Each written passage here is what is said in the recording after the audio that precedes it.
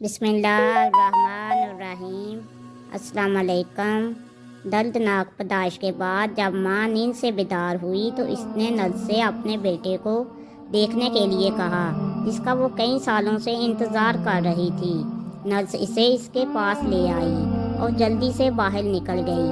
ماں بیٹے کے چہرے سے پردہ اٹھانے ہی والی تھی کہ اس نے جو دیکھا وہ خوف زدہ ہو گئی۔ کانوں کے بغیر بچہ، تاہم وہ اس کے چہرے پر مسکرائی، اپنے ہاتھ اٹھائے اور اس کے تحفے کے لیے خدا کا شکر ادا کیا، چاہے وہ کچھ بھی ہو، اور بچے کو اپنے سینے سے لگا لیا اور اس سے سرگوشی کی، تم میرے بیٹے ہو، جو بھی ہو۔ ماں نے اپنے بچوں کے ساتھ اپنے دوستوں، پڑوسیوں اور رشتہ داروں کو ہراساں کر کے کئی مشکلات کا سامنا کیا، لیکن وہ ہمیشہ اس کے چہرے پر مسکراہٹ اور اس کا ساتھ دیتی رہی۔ آپ وہ وقت نہیں بھولیں گے جب اس نے روتے ہوئے خود کو اس کی باہوں میں ڈال دیا تھا، کیونکہ اس کی ایک سہیلی نے اس پر ترس کھایا اور اسے عافیت کہا۔ بیٹا بڑا ہو گیا۔ پھر ماں نے بیٹے سے کہا کہ آپ کا باپ آپ سے بہت پیار کرتا ہے اور میں بھی آپ سے بہت پیار کرتی ہوں۔ اور اس کے بیٹے کی اس مزول کے باوجود اس کی کارکردگی مطالعہ میں شاندار رہی، یہاں تک کہ وہ سیاست اور انسانی تعلقات کی تعلیم حاصل کرنے والے ایک نامور کالج میں داخل ہوا۔ ایک دن اس کے والد ایک مشہور سرجن کے پاس بیٹھے ہوئے تھے۔ اس نے اسے اپنے بیٹے کا اعلامیہ سنایا۔ اس نے اسے بتایا کہ کان کی پھپھند کاری ہوتی ہے، لیکن ان کے لیے ڈونر کی ضرورت ہے۔ تو والد نے عطیہ کرنے والے کے سامنے آنے پر آپریشن کرنے پر رضامندی ظاہر کی۔ بسوں بار ڈاکٹر نے والد کو فون کیا، ہمیں آپ کے بیٹے آپریشن کے لیے ڈونر مل گیا۔ باپ نے پوچھا، یہ کون ہے؟ میں اس کا شکر ادا کروں؟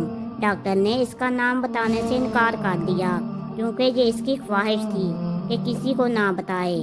آپریشن کامیاب رہا اور عفریت کا بچہ ایک خوبصورت آدمی بن گیا۔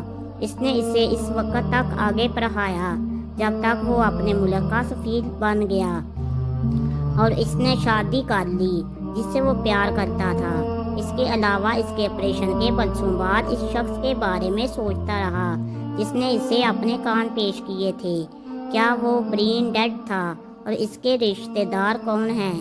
اس نے ایک بار اپنے والد سے اس محسن کے بارے میں پوچھا، جہاں انہوں نے کہا کہ وہ ان کے لیے بہت تعریف اور شکر گزار ہے اور وہ اسے ادا نہیں کر سکتا۔ ان کی زندگی میں بے درپے کامیابیوں میں ان کا بڑا کردار تھا۔ باپ نے مسکرا کر اس سے کہا، یقین جانو، اگر تم اسے جانتے بھی ہو تو تم اس کا حق ادا نہیں کر پاتے۔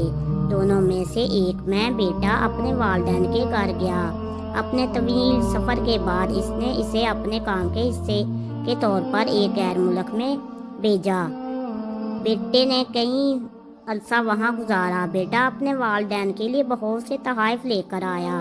تحائف میں سے دو سونے کی بالیاں بھی تھیں جو اس نے اپنی ماں کے لیے خریدی تھی۔ ان بالیوں کی خوبصورتی دیکھ کر ماں حیران رہ گئی۔ ماں نے تحفہ لینے سے انکار کرنے لگی۔ ماں نے بہت کوشش کی اور ماں بولی، بیٹا مجھ سے کئی گنا آپ کی بیوی اس کی زیادہ ان کی حقدار ہے، وہ زیادہ جوان اور خوبصورت ہے۔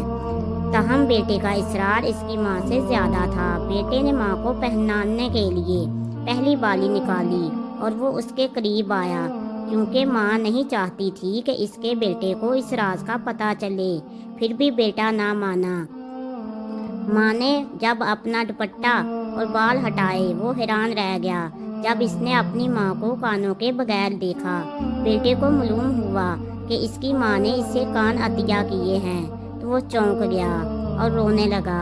ماں نے مسکراتے ہوئے بیٹے کے گالوں پر ہاتھ رکھا، اسے کہا، بیٹا تم غم نہ کرو۔ بیٹے نے کہا، میری ماں نے میری خوبصورتی کو کبھی کم نہیں کیا اور میں نے کبھی محسوس ہی نہیں کیا کہ میں نے انہیں ایک دن کھو دیا ہے۔ جب بھی مجھے لگا کہ میں جہاں بھی گیا میری ماں میرے ساتھ ہیں۔ اللہ پاک ہر مسلمان ماں کو سلامت رکھے، اور جو اس دنیا سے چلی گئی ہیں اللہ پاک انہیں جنت میں اعلیٰ مقام عطا فرمائے۔ آمین ثم آمین یا رب العالمین۔